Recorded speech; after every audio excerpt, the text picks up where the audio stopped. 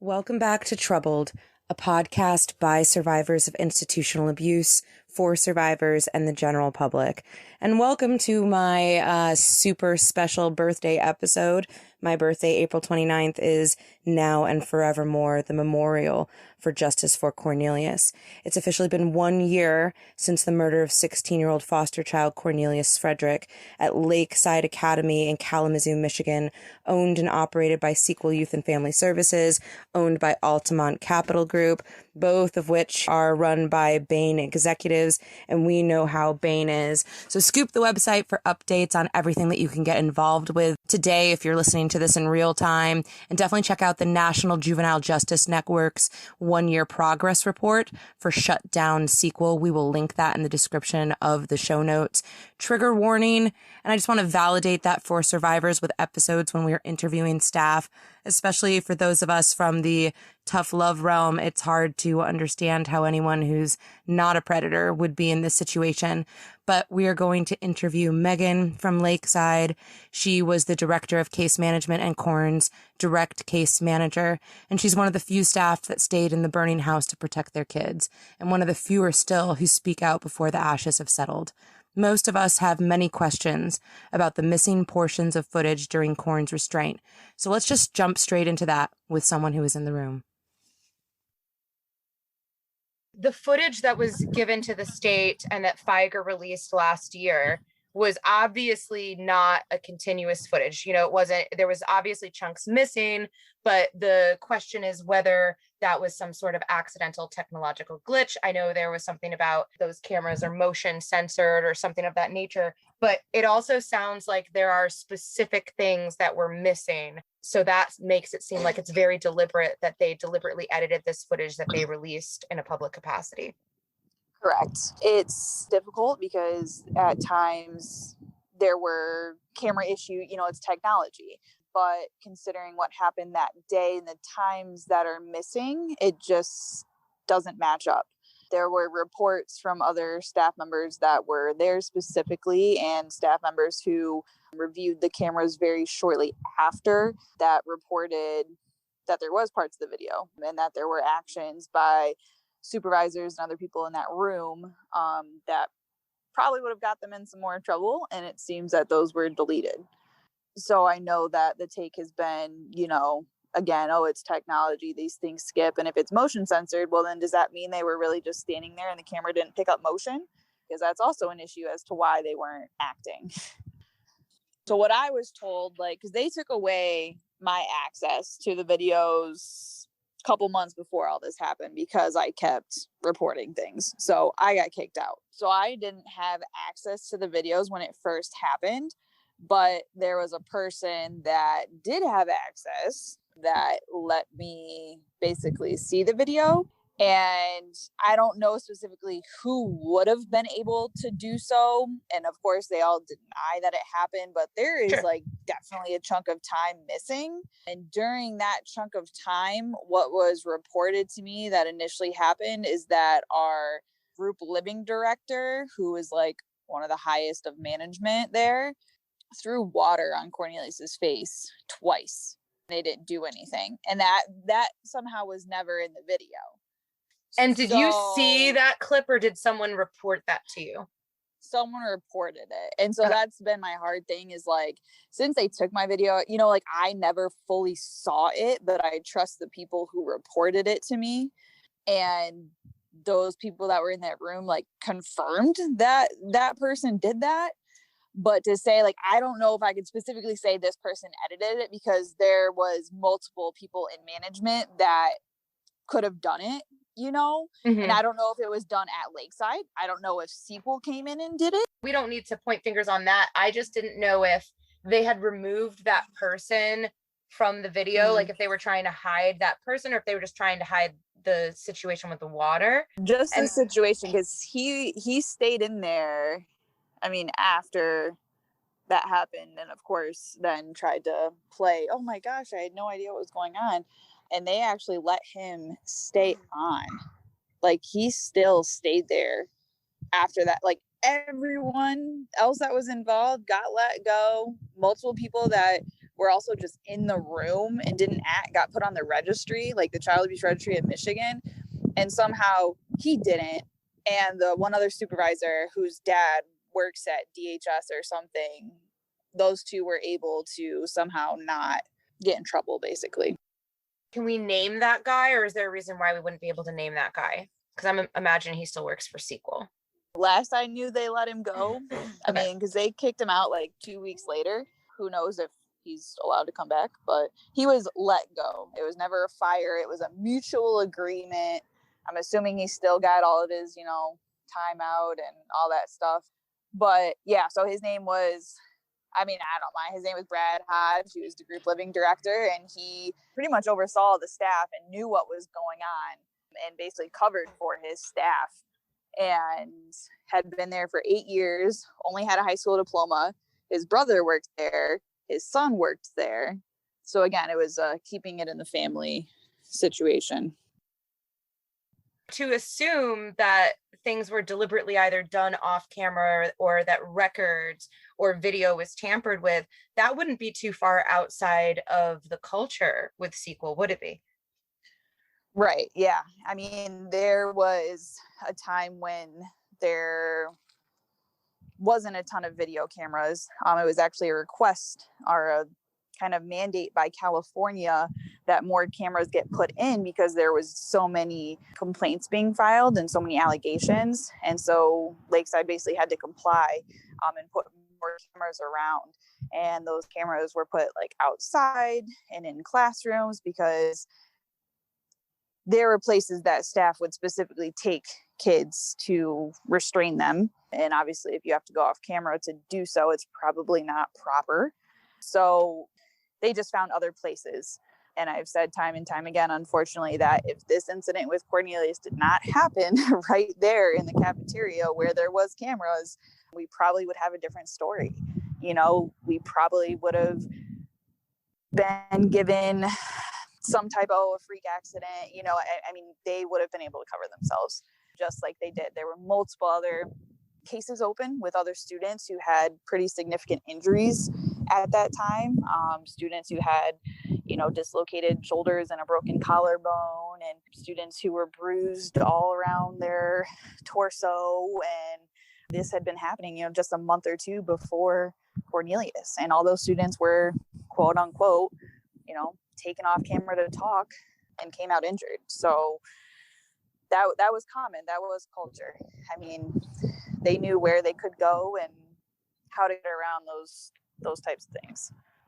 Well, speaking of the culture, can you explain for just, briefly for those of us who don't know anything about the diamond model, how the diamond model fit into Lakeside and Sequel's training and what that means? Yeah. So when I first went through training, it was kind of explained as this is the diamond. We don't talk about it in front of kids.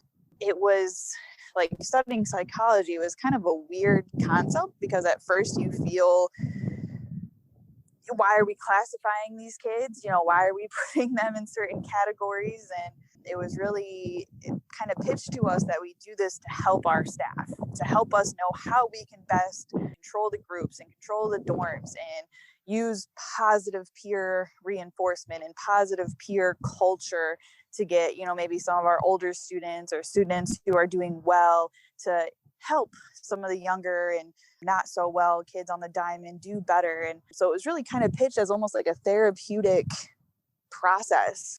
And so, of course, coming in, I had never worked at a residential. I'm like, all right, maybe this is what we do. But more and more that you go to these weekly team meetings and, Cornelius was a lot of the time at what they call the lower half of the diamond. So kids that are either isolates, so that they just kind of chill on their own, students who are what they call scapegoats. So the ones that all the kids are either pinning things on or they're willing to get things pinned on them, that kind of thing. And then you had the upper half, which are the basically lieutenants and the leaders. And these are the kids we can use to basically get done what we want to get done. And it really is just,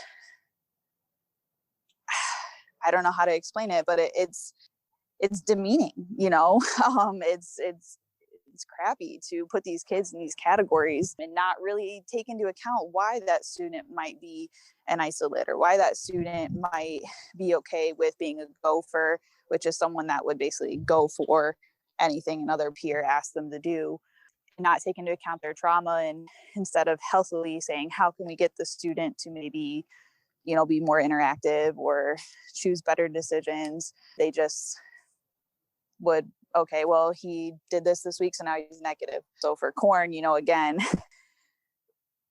being the Sour Patch Kid he was always grouped, with the slower half. So automatically, just because of where he fell on that diamond, okay, well, now he's not making progress, and now he's this, and now he, just constantly knocking him down because of his having to protect himself, because that's what he had to do the last 4 years. The diamond, I guess it was started with sequel and it's a very sequel specific training, and they believe in it. They believe it's a positive culture, for peers to basically hold each other accountable.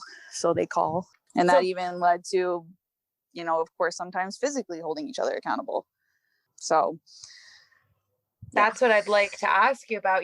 Obviously, I think we can both agree that it's pretty not just demoralizing, but potentially dehumanizing just to put them on this grid and have that affect their progress in their environment. But when you say using the kids to get what you need to get done, and you talk about the physical element, like what's a 30 on 30? Like, what is this? Yeah, there were definitely certain, I was going to say dorms, because it was started out as certain units were more known for, I guess, letting kids run things, but they started mixing the general residential with the mental health cases, and it just kind of went real downhill from there. So anyways, you might have, for example, Cornelius came in as a mental health, abuse and neglect youth. He was on those units to begin with, and because of his stature and, he's a bully, he's mean, he's this and that, he got moved to the general residential units. And just from a perspective, not to say that the general residential units don't have trauma and need mental health care as well, they just have sometimes a different way of functioning. So Cornelius, or even some of the younger students, or maybe students who just came in and wanted to challenge staff, if they were having issues, those staff would go to some of the leaders and lieutenants and higher up kids and be like, hey, why don't you, show Cornelius how we do things over here. And one of the only places there weren't cameras were the bedrooms. And so a lot of times, a youth might, let me go help, this peer put away their laundry, or let me show them how to make their beds. And it ends up being basically a 30 seconds of someone watches the door and the kids beat each other up. And they knew, like, you don't mess with certain staff. So if that staff says, hey, this kid didn't want to follow instructions today, whether it be right then, maybe it's during bedtime or whatever, but the kids are going to get redemption almost for that staff. So another reason why, students like Cornelius and others had to almost come off as this intimidation, I got to protect myself, because staff were letting other students physically, quote unquote, put them in check. So, this was pretty common. And if a student did report it and, okay, well, we got caught this time, so they would do an incident report, and, we didn't see, Johnny go into this room, and, just kind of played it off as it was not a staff issue, but it really did come down to staff would almost set these things up. So. Right. I wanted to clarify the difference between letting kids handle things amongst themselves is very different from, hey, Johnny pissed me off earlier, go show him what we're all about. And then a staff member actually watching the door while a child is jumped by another child. Right. Yeah. Or they, like I said, they would, there was an incident where there were youth that were fighting and a staff got punched during it. And that staff member was kind of a lower level staff member. And so the upper staff were like, hey man, we got you. We're going to show these kids they can't do that to our team. And, that's how they kind of got the staff into the culture. Like, oh, you're a new guy, they don't know any better, I'm gonna show them. And those staff members actually pulled that student into one of the hallways between the dorms, into one of the offices, and beat them up for that staff member. So that staff member now felt, oh, I'm part of this group, they're going to protect me, and these kids are awful. And then those kids know, okay, yeah, staff don't care, they're going to kick my ass. They know they were protected. So that was also another big piece of the culture, is that as a staff member, you either kind of got roped into that, or you were one of the ones that were trying to fight it, but could only do so much, or you wouldn't have a job, so it's this fine line of wanting to be there for the students and the kids, knowing what was going on, but really not being able to stop it. Almost, it was a very abusive relationship for a lot of our staff members. It was hard, but you couldn't imagine not being there for the kids. And I would say, 90% of our staff dedicated their lives to being there and really believed in trying to be there for these kids. But you were fighting a bigger power. You were fighting the system, and it was defeating. It almost seemed like there was no winning. And then to finally see one of our students die, I mean, everything you feared and kind of held your breath every day when you came into work happened, and there was nothing we could do. There was no bringing Cornelius back. There was no bringing a peer back for the students. There was, no letting his family be there and say goodbye. I mean, it was a culmination of everything that we had been trying to fight for a year before that. But Sequel and the management of Lakeside didn't care. I mean, it came down to money, and it came down to power, and we looked good on paper, so they were allowed to keep abusing. Right. This is a facility for traumatized children that are wards of the state. This isn't some hard knocks prison from like the 1970s when this behavior was still, they were getting away with it. This is illegal with adults in prison, all of this that's going on. And it's just horrifying that this is the model. And if this is how Sequel is at Lakeside, why would we expect Sequel to train their staff around the country any differently? Right. And there were times where staff would be sent to other facilities if they were short-staffed, or if they were, having trouble. And so staff would come back and pretty much have the same stories, if not worse. Oh my gosh, those kids are so out of control. This happened, and just so much violence. And again, it's always pushed back onto the youth. It was always, they're horrible kids, or this happened, or their trauma. And I mean, at Lakeside, I can even say there were times that you just felt crazy because you kept questioning it, but management had been there for so long. You're like, okay, well, how am I supposed to go against someone that's been with the company 10, 12 plus years? So when caseworkers or probation officers or parents, started raising these concerns, are they going to listen to a kid that has been put all these diagnoses on, and a case manager or therapist or whoever who had only been there for a couple of years? Or are they going to listen to, one of the directors that had been there for X amount of time and has seen so many kids like them? And so they knew how to talk their way around these things. And that's not just Lakeside, that's across the board. Sequel, like I said, knew how to do things on paper. They knew how to offer all this great training and great curriculum, but it wasn't really being implemented. And they were just getting better at covering it up until they couldn't. Well, speaking of these great, amazing, idealistic notions not being implemented in the cover-ups, what about, I mean, that sounds like, is there medical fraud? Like, what's going on with that if they're billing these states for all these therapies and then they're just restraining kids off camera and having them fight each other? Right. Yeah, that was something that I guess we didn't really know or could say was going on when you were in the moment, because departments were kept so separate. Like I, oversaw case management, and that was pretty much, I was told to kind of stay in my lane.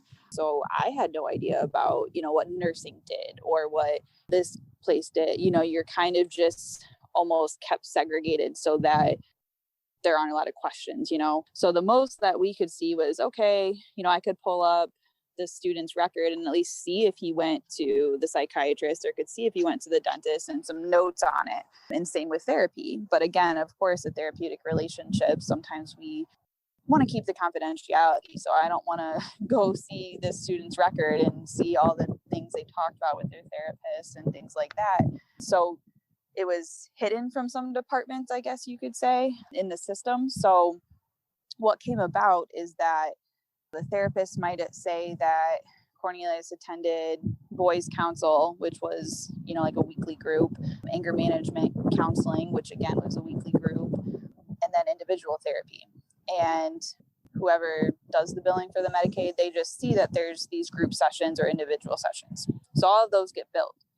But if you go into the actual notes, it might say that the student refused or the student didn't participate or that this session was canceled because the therapist was out, which all might be valid. They might have just been put in there. I mean, who's to say that? But regardless, everything was billed for, even though many of those groups and sessions were not taking place.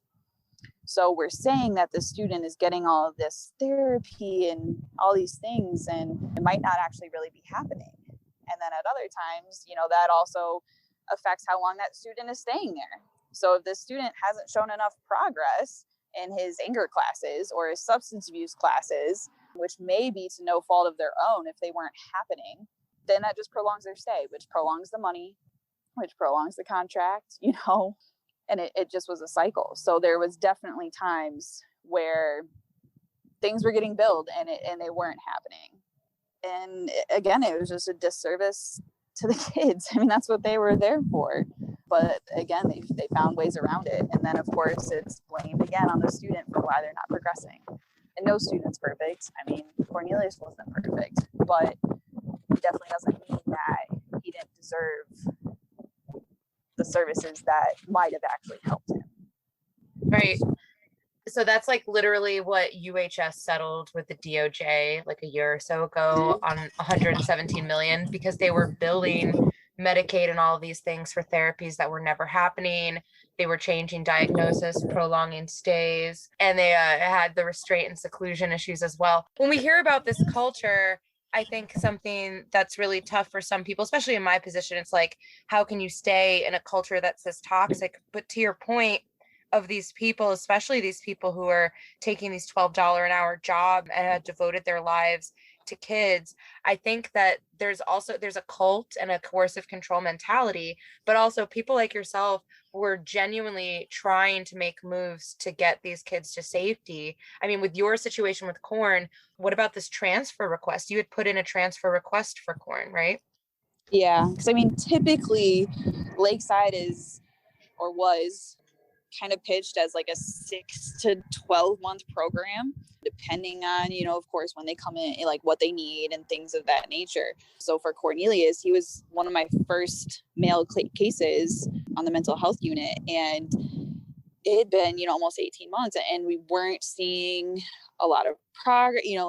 Like I said, on paper, Cornelius was a tough kid, still getting restrained, not doing this, refusing therapy, all these things that we could list. And on the surface, again, everyone was kind of pushing, Cornelius is just a big baby and blah, blah, blah. But there was a group of us that were trying to be like, we got to get this kid out of here. And not just Corn, there was a lot of students. And so we had, I don't know specific, but I want to say it was like 2 weeks or so. Like we had a meeting. It was me, his case manager at the time, and his DHS worker. And we kind of were like, hey, like, we need another placement. We had been asking prior to that, but it wasn't as urgent. And it was always, well, he's safe there. We don't have anywhere else. Oh, well, there's nothing on the adoption. We can't put him anywhere. He had been through almost every placement in Detroit. So again, the state felt, well, he's safe enough there. And we haven't seen enough progress, so we'll just keep him there.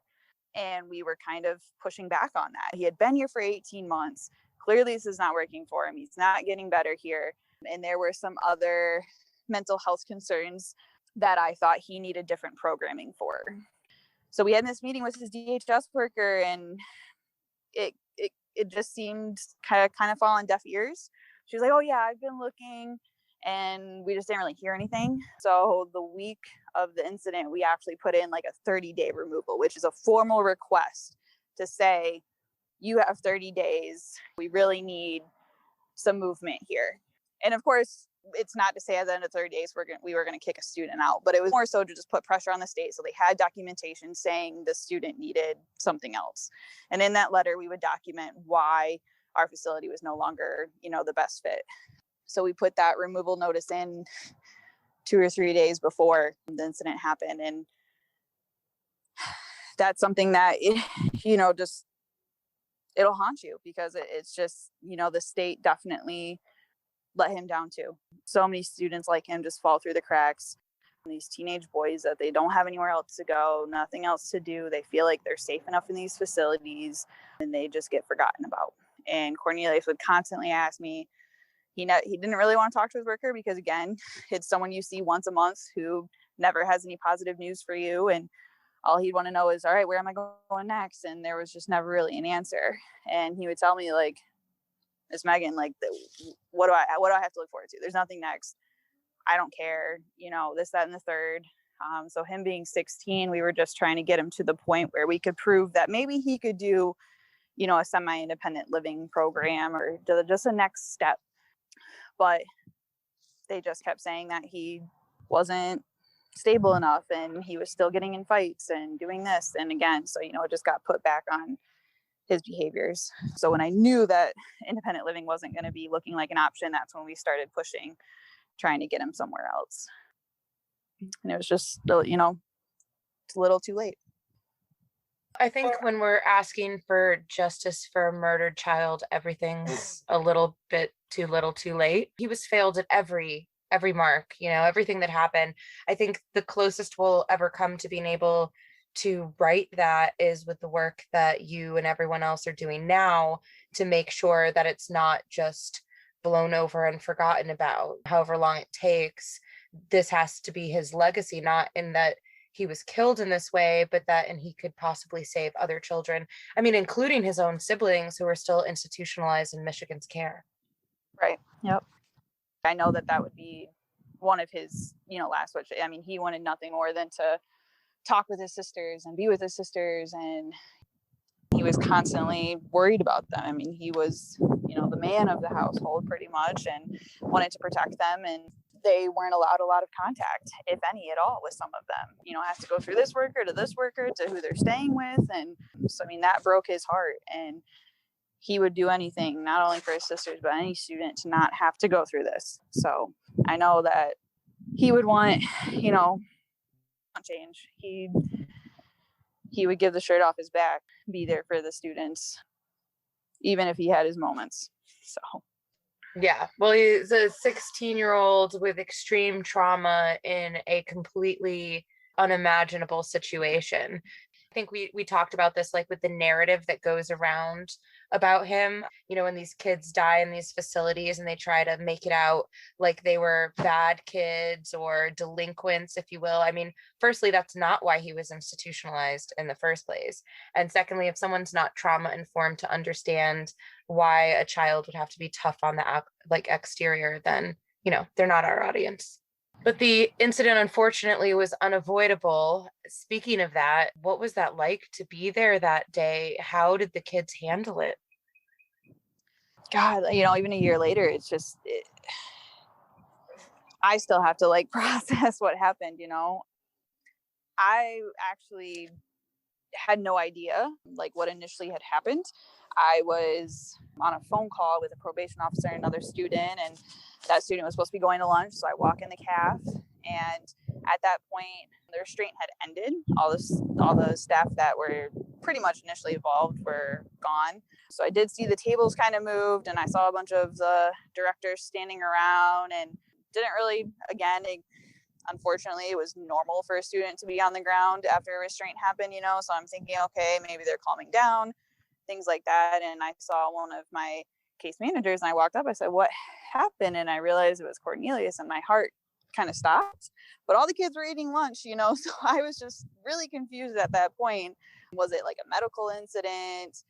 did he fall and hit his head? I mean, I had no idea until he said, no, it was a restraint. I said, okay, well, what's going on?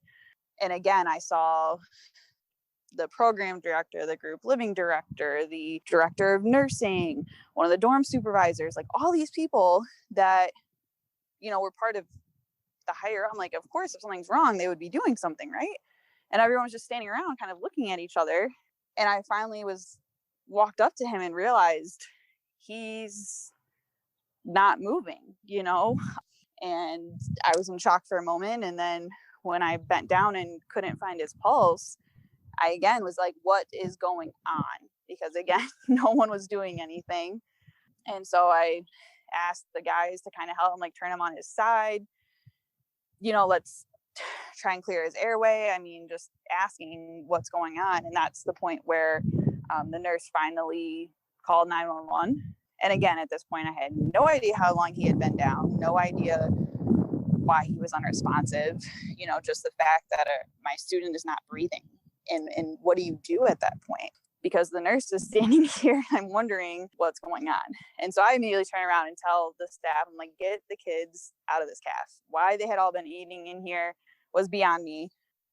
Because even if they didn't know at that time, knowing what was going to happen afterwards, you sat there, you know, you were sitting there eating while your peer died. Like what kid should be exposed to that? So they cleared the calf. We tried to find a pulse again. I couldn't find anything. I started like, where's the AED? Let's get scissors, you know, kind of all started running around. And that part was also clipped out of the video, which I found interesting because that was something I was part of. And I realized it wasn't in the video, was us running to get the AED and get scissors and cut open his shirt. And by that time, the other nurses that were on campus did come in there. So they had taken over CPR.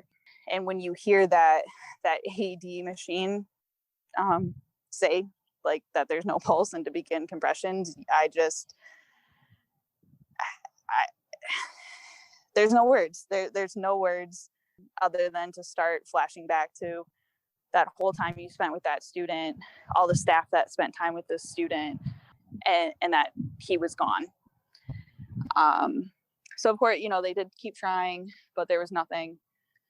They pretty much told us that EMS was on the way. So I start, you know, hey, let's clear tables. Someone be directing, you know, let's get them up here, all that kind of stuff. So when EMS got there, one of the directors actually then kicked us out of the cafeteria, which of course was upsetting to us. They were like, oh, you need to go to the units. You need to be with the kids. And I'm like, shouldn't we talk to the police or something? Like, we were kind of just here involved in this incident. Also to mention the fact that we just tried to help revive one of our students. Can I have a minute to process?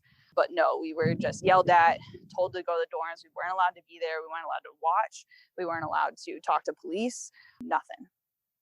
At that point, I was like, you know what, right now I do need to be with some of those students. So I went to one of the dorms, you know, and talked with the kids. And of course, they're all like, what's going on? What happened to him? You know, just seeing the sirens and hearing the ambulance, that's a trigger already for most of our students. So it was pretty upsetting. They did, EMS apparently, from what we were told, did find, you know, a pulse, and they were able to get him to the hospital. And then we all got sent home the next day. No one talked about it. We weren't allowed to talk about it. Basically, we weren't allowed to ask questions. They wouldn't tell us if he was alive. It was just kind of it didn't happen. We need to be here for our students type of deal. And again, that just didn't sit right with me. And then, of course, police, CPS, the sequel attorney, everyone was calling, everyone was up there. We had to write statements and what we saw. And again, at that point, I still didn't know exactly what happened until one of the police asked me, do you know why they would wait 12 minutes to do anything? And I was like, what do you mean? And they were like, well, the restraint happened and staff waited. Like, isn't your training that you're supposed to do something? And, you know, they waited 12 minutes until they called EMS. And I just didn't have an answer. I still don't have an answer. And that's when it kind of sunk in that our staff did it. Our staff and the management and everyone else that we had been saying and asking and telling and yelling and raising red flags for months before this, our worst fear happened right there. So again, that day, that was the day after, we still weren't really told much. Kids didn't know much. And then it was that following morning, which I believe was Friday morning, one of the staff told the students before the rest of it, like before we even knew. And everything just broke loose. I mean, kids were beyond words, which was valid. I was like, I'm not mad at any kids for being mad. I'm not mad for kids running around this campus. They just witnessed one of their peers die by staff that they're supposed to trust, and these staff that are here, and they knew. It got pretty violent. Students were running off campus. Students were yelling at staff, yelling at directors, and then it turned towards each other and actually became kind of a race war, which I'm still not sure how that came about, but it got pretty violent and ugly. And they called the police. At first, only 1 or 2 units came, and we were kind of keeping the group separate. I mean, I was walking around with one of the groups and just talking them down and, hey guys, this isn't worth it. You guys already know you're about to leave because of what just happened. Let's not make it worse, and things like that. And they kind of finally met up in the parking lot, and there just wasn't enough of us, to be honest. So the police called more units. They started pepper spraying the kids, pepper spraying the staff, arresting students, putting them in the back of the cars. So then the students started attacking the cars and trying to break out windows. I mean, we couldn't stop it. And they went into the caf, took all the milk. So they're now dumping milk all over each other. It's just a scene that you would think was in a movie. I still just can't believe we were in the midst of it, trying to separate kids. Pretty much everything went out the window at that point. We were just trying to make it as little harm as possible. And there were some, again, of management staff saying, oh, he died of COVID. And I looked at them, I was like, are you seriously gonna say that right now? And the kids know what happened. They know he didn't die of COVID. And they literally turned to that staff and were like, fuck you, you killed him. And after that, staff knew that we really had no control over campus at that point. The students eventually did help their peer, like, hey man, break it up. They all went back to the units. But of course, that didn't stop it. We just separated everybody. So we had some units that were, a lot of the Latino, Hispanic kind of group, and whole units that were the African American, Black. It became just a huge divide. We had to call in staff from other placements. We had to call in security. They hired a security company, which was kind of just the presence of it. But I mean, they weren't going to touch the kids. They pretty much just called the cops, which that kids don't care if the cops are there. The cops weren't taking anybody because of COVID, and the kids knew that. And so it was intense. It was scary. I think that there were definitely students that, I don't know how to put it. I mean, even though it was a lot, I felt okay because I knew that the students weren't necessarily mad at me, and I validated that they were allowed to be mad. And of course, wanted them to make good decisions, but also was like, I don't care because I hate this place too. So, I mean, we were going in at 4 or 5 a.m., kind of trying to get there before they woke up, and staying until 1 or 2, come home, shower, sleep for a minute, and go back. And counties just would, get a hold of me. Hey, we're going to be there Saturday at 11. So I'd have to get every kid from that county, to be able to go. And then it just slowly started taking student by student. Of course, California had 36 students there. How do you get 36 students across the country? That was a fun game to tackle.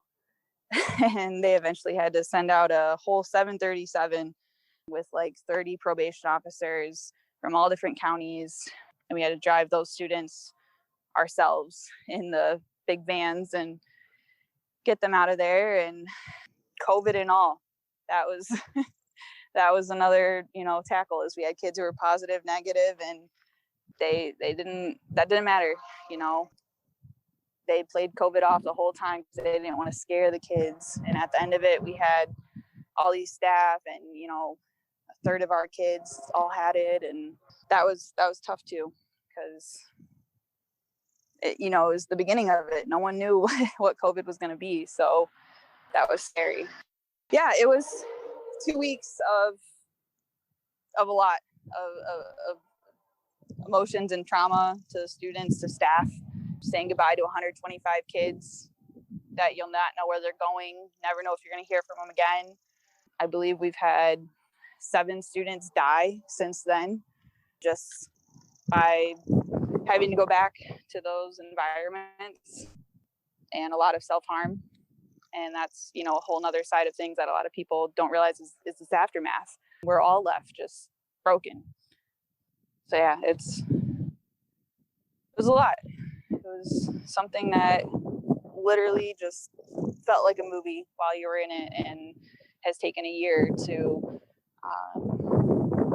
be able to even talk about and think about and process, and time to hold some accountability, to let people know this is what happened. And Sequel and their management and their need for money and their greed to profit off of these youth who are put into the system wanting help and getting treated like this is just beyond words. 100% agree. As someone who during breakfast 17 years ago watched a 16-year-old boy die at my program, I can't imagine what the kids and all y'all were dealing with the fact that this was a restraint induced situation. I mean, the idea that like you're a kid in this, and we've already gone through how intense this experience is, but then to know that they can go so far as to kill you, you could literally die. And then it is, like you said, it was like the first 2 months of COVID really being a thing nationally, and how horrifying that is. So I can't imagine. And then you're right, no one's talking about the trauma to everyone involved from what they went through and experienced here. There's no support of that. A lot of the people that contacted us last year when this happened were parents or relatives of kids that were at Lakeside that knew Corn, and that after the situation wound up in juvenile justice or in another lockdown, and they felt they were being targeted because they were speaking up about Cornelius's death, and that's horrifying as well. Yeah, definitely. I mean, when counties, for example, like if we had 7 youth from, Minnesota, it really came down to, we're obviously taking our students, but if they were somewhat close to finishing the program, they were allowed to go home.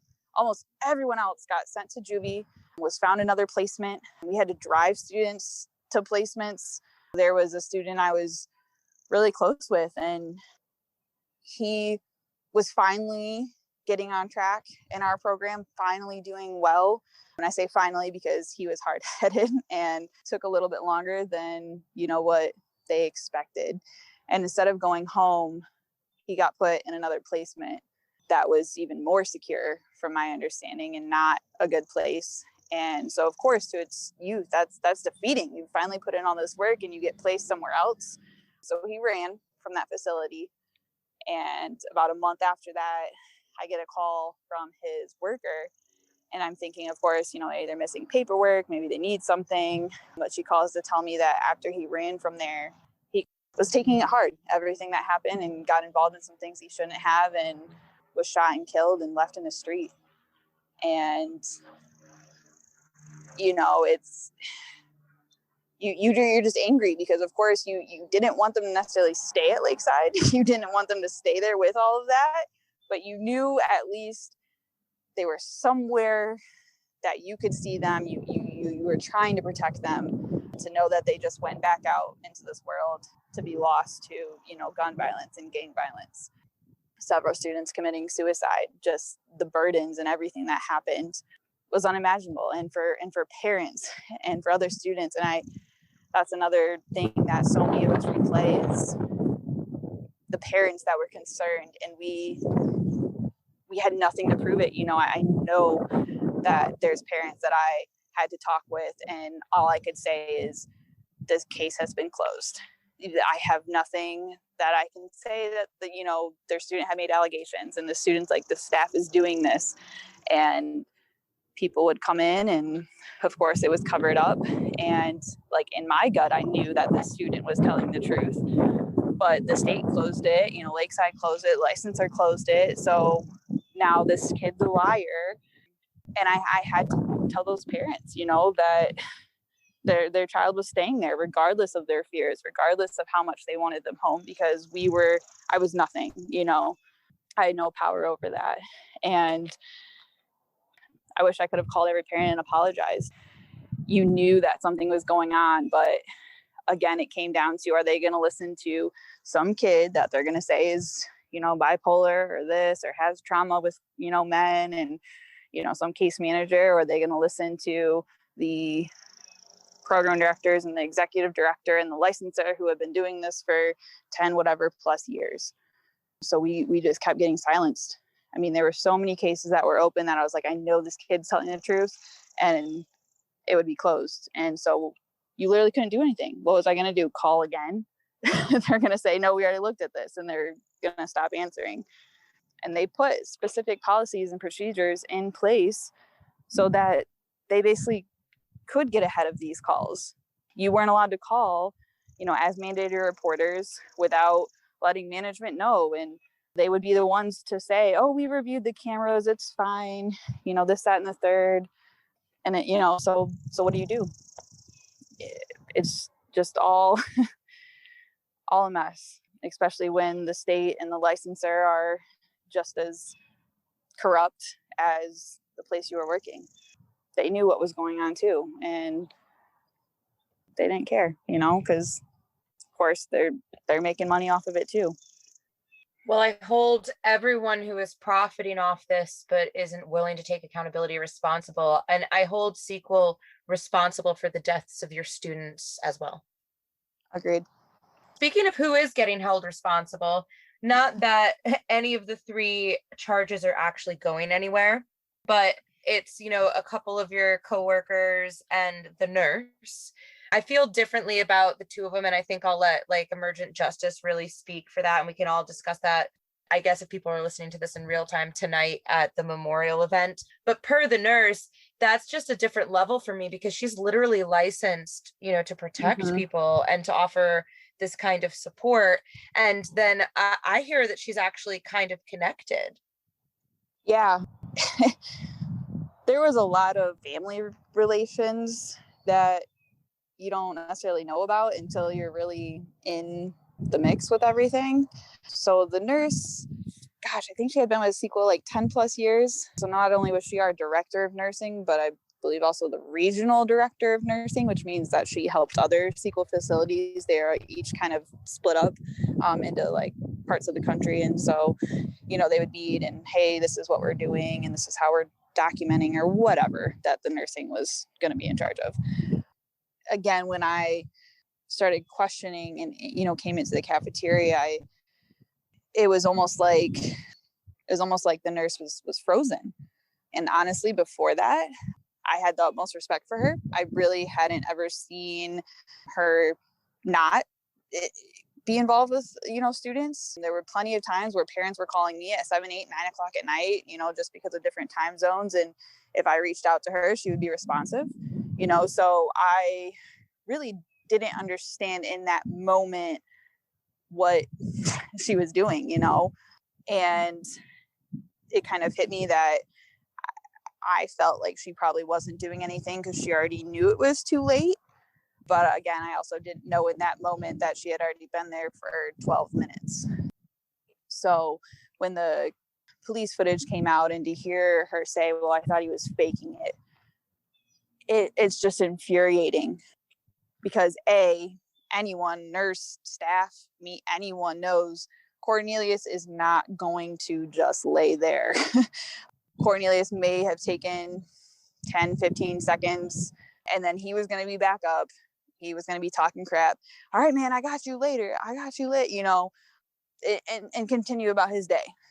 It just, the matter is Cornelius was not just going to lay there, especially after he urinated himself, because that is something he had an issue with and was very embarrassed of. And staff had been working, had always worked with him with that. So that was my other sign that when I saw that, Cornelius wouldn't just sit there in that, So yeah, it just as a regular staff, if I saw those things and I tried to get him up and he didn't move, I think I would kind of know the faking thing wasn't factual, that just wasn't going to happen. But then also as a nurse, the director of nursing, you're, like you said, that is your job out of anyone on that campus. How did we not, maybe if we had acted 10 minutes sooner, maybe we would have had a different outcome with this. Maybe that could have been something different. So as a nurse, I don't know. People ask me all the time why they didn't do something, and I don't have an answer, because the faking thing doesn't sit right with me. We know Cornelius, and if you knew it was too late, you still damn should have tried. Just the end of it. And as far as the connections with her, she is related by marriage to the HR, who was the HR director. So of course, I can't imagine as the HR director having to look into this case, having to give information to police, having to, go through video footage, everything that came with this, having to lay people off, having to fire people, having to talk with licensing and see the whole works, and knowing that your family or your family member was directly involved with this incident. My heart goes out for them regardless of the situation. I would never want to, deal with this incident, but also not deal with my family member in this incident. There were questions about if things were trying to be skewed because of who they were trying to protect. There were questions of, like you had mentioned the video, if any of that was changed due to, who was there. So that definitely is something that's been brought up. And I don't have specific answers, but I just can imagine that would have been really difficult. Yeah, I don't think any of us have a lot of answers, because unfortunately not enough time and effort has been put into figuring out what really happened and what really happened after. But I think it's fair to question how, when you have multiple situations with the same management staff removed from the video, how that could be a coincidence. Like, if it really is just a random tech glitch, both of those waters in his face situations were completely removed. It's not like we missed part of it. Those were completely removed. It just doesn't seem too coincidental with that one. And doesn't her family member, isn't she doing something with IT or something like the data jazz, so she has access to the videos and whatnot? Right. I know that. So there was a group of us that had stayed on basically at Lakeside after even all the students were gone, just because there was so much to keep up with, closing out files, dealing with the rest of staff, things like that. So she stayed on even until after I left.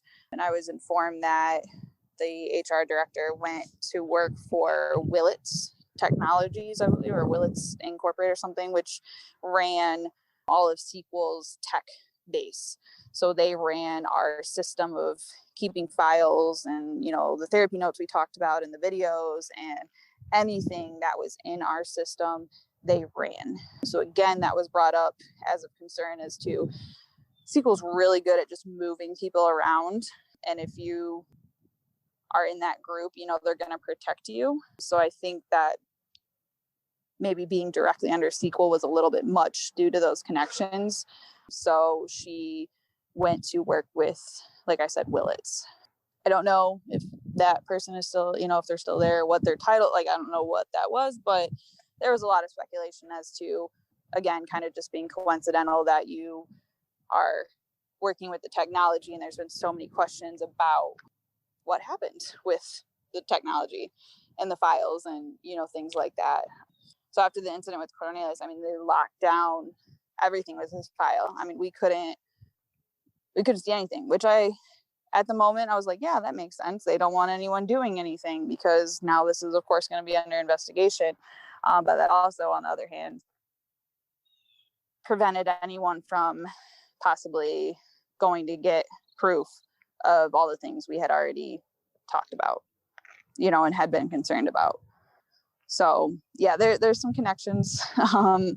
And not just with that. There were multiple other staff members who didn't do so great at other campuses. And, that's why Sequel, when they said, oh, this was a Lakeside issue, that was hard for me to believe, because they knew certain staff members that were on our campus that really had issues at other campuses, and vice versa. There was a staff member that had a lot of allegations on our campus and ultimately was fired by Sequel, and then picked back up a couple months later and put in a different campus as a director. So they let these people move around that had power because they were protected, and in turn protecting Sequel and the abuse that was happening. I just want to really differentiate the difference between, like, they were involved in some bullshit, so we transferred them to, like, make it go away, and the difference between firing them, like, officially publicly being like, it's okay, guys, we agree this person's no good, we won't let them work with our kids anymore, and then hiring them at another location. That is, like, beyond audacious. Respect Sequel. I would do that shit if I were evil. Yep, that was common. That was known. And again, there were not to say that the actions that happened with Cornelius on that day were appropriate. I mean, it never should have happened. But at the same time, they were doing what the culture was. They were doing what their supervisors did. They were doing what was taught, and they were doing what had been protected for so long. So many staff got away with that same restraint pretty much, and that same abuse, and even more, and nothing ever happened. They pretty much got promoted. You would get raises if you were able to keep kids in line and were tough and do these kinds of things. Sequel they just proved it. They prove it because they let this happen. And for them to say we didn't know, okay, well, that's also an issue because of how many CPS reports you were having, and you didn't know your campus was in trouble. Sequel is a huge portion in this, a huge portion. They knew, they still know, they still have facilities open, they still have staff that should not be working with children. There's probably only one or two campuses that I could say are safe, and that's not because of Sequel. It's because of the staff that are there. But unfortunately, that doesn't make up for the hundreds of other kids that are currently in their care. Yeah, well, I really hope everybody listening to this has maybe a better basis for understanding for how this shit goes, especially the survivors. It's hard for us to, not just want the whole world to mob up on everybody in the video, right? Right. From that, it was a personal experience because we're the kids in the cafeteria or we're him. However, there's also the two sides where you have to understand in cult environments that the activities that are reinforced are toxic. This is how, when we, especially with the IFB ones, we have all these pedophiles and everybody knew or everybody was one of them. And then you also have these people that stay. It's like you guys are like the U types and the staffer we spoke to in the past, staying in like these abusive relationships to protect your kids. It's like you're in a marriage where I know I should leave. I'm trying to make it better. I'm just trying to buffer it for the kids or find a way for them to get out, but I can't leave my kids. And so there's two completely conflicting cultures, and it's because of each other that the other one exists. Like, you would have left if those guys weren't going to possibly kill your kids. If they were going to be safe without you, you could have left. But it's because those guys exist that the good guys wind up traumatizing the shit out of themselves with this. Yeah, I mean, and it was a cult, like mindset is the perfect way to describe it, because you had to walk a very fine line. There were absolutely times where I was like, okay, I can't speak up about this right now because then I'm going to lose my, inside to knowing what's going on. Like the staff and the students knew who couldn't be trusted, who couldn't, this, that, and the third. And so you had to almost like behind the scenes protect the students. And that might have been me getting them for even extra phone calls was a privilege, or taking them off campus, or, hey, I'm going to work tonight. I'll take a group down here to hang out with me, and taking those students who I knew might be targeted. And there was a lot of staff that tried to do that. There was teachers, there was case managers, there was therapists who all kind of would slyly try to, hey, I'll pick up shifts, or hey, I'll do this, I'll take this kid, because of what that student, had told us. But we weren't allowed to go say something, because then that's going to target the student and target us. And that then I would have been kicked, they would have found reason to get rid of us. There were even staff in my department that I fired, or I let go, or I pushed to go, because they were just like good people and I couldn't watch what was happening anymore. And I know to this day they probably still hate me and that's fine. I could see, of course, their viewpoint, but really it's like we just got people out that we could. That was honestly the end goal, is like, if you were a decent staff member and I saw that this wasn't going to go well for you, like, just leave. As much as I didn't want them to, we couldn't. And I even built up my department, I brought in people who I knew had a little more background, and would stand up. And that's brought a lot of the issues, because now it wasn't just, one or two of us. It was whole departments and whole groups really pushing back, and they couldn't silence us all. And that was, again, a good thing and a bad thing, because I also feel horrible that I, brought people in and exposed them to this. But I needed help. Like, I didn't know what else to do. And so many staff members felt that way. They would come to me and say, hey, Miss Meghan, is blah, blah, blah doing okay? Or, and there were times where we would, share, hey, this student was supposed to have a visit this weekend and they didn't come. Let's try and be supportive. And the next thing, that's being thrown back in their face. That's why no one loves you. And that happened a lot with Corn. His family, you move a kid across the state, you can't always expect them to be able to come. And so it was a lot of, that's why no one wants you. That's why, this happened to you. And that's going to beat any student down. And so that was another way we had to protect them, was to not give information. So yeah, it was an abusive relationship. We had to sometimes suck it up and bite our tongues to protect them in the long run. And I was not perfect. None of us were. We had to do what we had to do in that moment to try and get further and try and almost bring it down from the inside. But like you said, it's just, when they're already there, it's already too late. Are you familiar with the Stanford prison experiment? Absolutely. I feel like, and I hope that all of you have access to mental health resources right now, but I want you to remember is that we were in a social psychology experiment, and it was not put on by good doctors in a university at all. And for any people to voluntarily put themselves on the front lines of this psychological warfare to protect children for $12 an hour, I have a lot of respect for you for that. And I just hope you can give yourself a little bit of credit. And when you guilt yourself for dragging people into your burning house of an abusive relationship that's founded in a cult, literally, I hope maybe that this next stage of being part of this movement and really taking control of this narrative and trying to create a legislative or otherwise legacy for Cornelius, maybe you can be relieved, healed, or proud of encouraging and recruiting other staff to now come forward to save children. I certainly hope so. I appreciate that.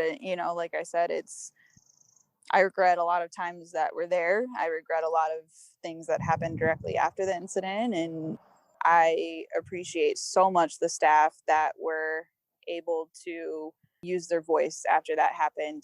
And, even though it's taken a year, like I said, to get to this point, it just, I can't let it sit. I can't let not only Cornelius, but every other staff and every other youth that was there just, be told, get over it. This is a memory. It was this, whatever.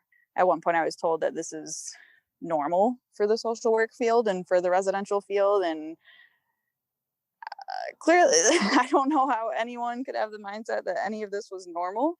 So that kind of pushed me to really start speaking up and saying, this is not normal. This should never happen again. And honestly, it's not about me. I really want this to be out there for others to, again, speak up, to use their voice, whether you were at, a residential facility 10 years ago, if you were there when things like this happened, if you were a parent, your voice is not silenced. The more that we speak up and the more that we push back on these multi-million-dollar people that think they have this control and can buy this out and continue to do what they're going to do because they've done it for so long, we have to put our foots down. We have to make sure that there is never another Cornelius, that there is never another parent that has to get a phone call saying they just watched a peer die and they're scared for their life.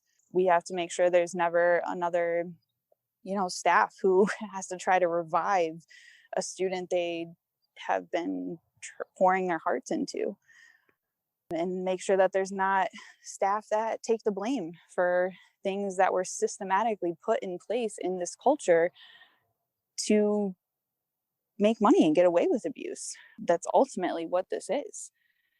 And I know for the states, it's extremely hard to have youth who need places to go. There are some very unfortunate circumstances. And if that's the case and we need quote unquote residentials, then we better have some things in place to make sure that this isn't happening. Because I promise you, workers were there almost every day and no one batted an eye. No one did anything. It's just normalized that this is where the kids go and they're mostly quote unquote safe, and this is what we pay for. And the amount of people that even in Kalamazoo have lived here their whole lives didn't know what Lakeside was. This is things that our states put in place. The fact that people from Tennessee and Indiana and Ohio and Minnesota, kids came from everywhere to Michigan. And not only did Michigan allow it, those states allowed it. And I can say that Oregon is probably the only one that fought us and came up there. And that's thanks to, Senator Gelser. But our politicians, the people we put in place, they're paying for this. We are paying to put kids into traumatized, toxic situations. And it's just setting them up for the rest of their lives. And it's not to say that nothing good comes of it, because I know that there are some amazing students who built great relationships with staff, who still have these mentors, who still had somewhat of a bed to lay on or whatever it may be. But in the end, it doesn't outweigh everything else that happened there. So we need to stop funding for places like this. And if we are funding places that children need to go to, you better not be making 7, 8+ figures a year while your staff are making $12 an hour and your kids are walking around without shoes and we run out of dinner. Mic drop on that. Okay. 2 questions. 1, what can we, the community, do to help encourage more staff to speak out, which is honestly what I think is necessary to come at this from a criminal and a legislative angle? And then secondly, what can the community do to support the Lakeside community at large, the Kalamazoo community, the survivors of Lakeside? You guys are losing your kids. Is there anything that we can do that you can think of now that we could do? Yeah, as far as other staff, that's just going to be a process. I think that the best thing we can do is to just keep validating people. Just keep letting them know, no matter how big or small you feel like your story was, whether you were there for a month and couldn't take it, or whether you were there this whole time, that you're safe, first of all. Because I think that's one of the biggest concerns is you're speaking out against a nationwide multi-million-dollar company. You don't know. You saw what happened there. So there's people that have, families and kids. And so just coming forward in general is terrifying. It's hard. So I think that just continuing to let people know, again, that they can speak up, again, whether it's the students, whether it's their parents, whether it's even, workers. I know that there's DHS workers, adoption workers that I worked closely with that we had concerns, and I know they had concerns, but again, we just had nothing to go off of. And so if you work for the state and you dealt with Lakeside, I know that you probably have something to share. I think another big thing is, of course, being able to have a platform that is anonymous. I know that you've talked to several staff and have been able to keep, their anonymity. But for those people that do have, are still in the field, still have a lot of concerns, things like that, maybe we could have some way that they could write in, email in, whatever they're comfortable with, so that we have something to kind of back up more of these stories. And as far as the community, a lot of almost all the staff are still around here. And I know that it's kind of, again, just been forgotten about, not for us, but as far as the community. I mean, Lakeside got closed. They think that's the end of it. I think unless they were really invested in the story and seeing what was going on and following sequel, they just kind of thought this was one piece of the puzzle. So I think that for the staff and students, I'm hopeful that we can get some kind of memorial for Cornelius, something that really reminds us this happened here and we need to make sure it never happens again. And not only in Kalamazoo, I mean, all over. And I know that there are some artists in the community that, have put him in some murals, and we've talked about it a little bit, but I think we need something a little bit more permanent. And I know that there's some great agencies here that are working on that. And I think that's going to be really helpful for some of the healing portion of it. But I think the community, this happened here. This happened in Kalamazoo, and just people need to know that it doesn't have to be your city and your state for you to make a change. It doesn't have to be directly impacted to you. You don't have to have a kid to care about kids in the system. You don't have to have been in the system to care about the system. And again, I hope you don't have to be from Michigan to care about Cornelius. You don't have to be from Michigan to speak up, and help us put other things in place. And for all my Michigan folks, you can go speak everywhere else too. I know that, I've talked with, in councils in Philly and the Oregon and the Montana and the Missouri. And I think that's another barrier, is a lot of people think that you have to be involved in that specific thing. You have to live there. And that's not the case. We need more people to speak up. We need more people to show this compassion.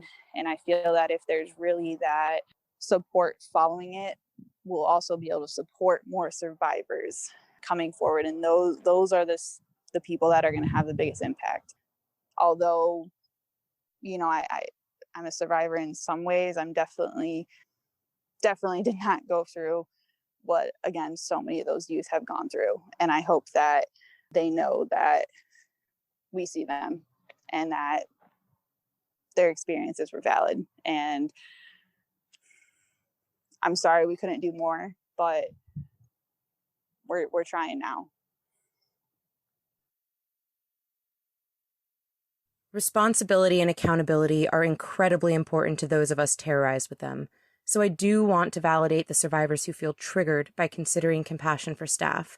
I'd also like to remind most of us from the cult-spawned Tough Love TTI that while our particular torture hubs were created and run by and tailored to protect predators, and it's improbable that good staff stay long, many people do devote their lives to child welfare.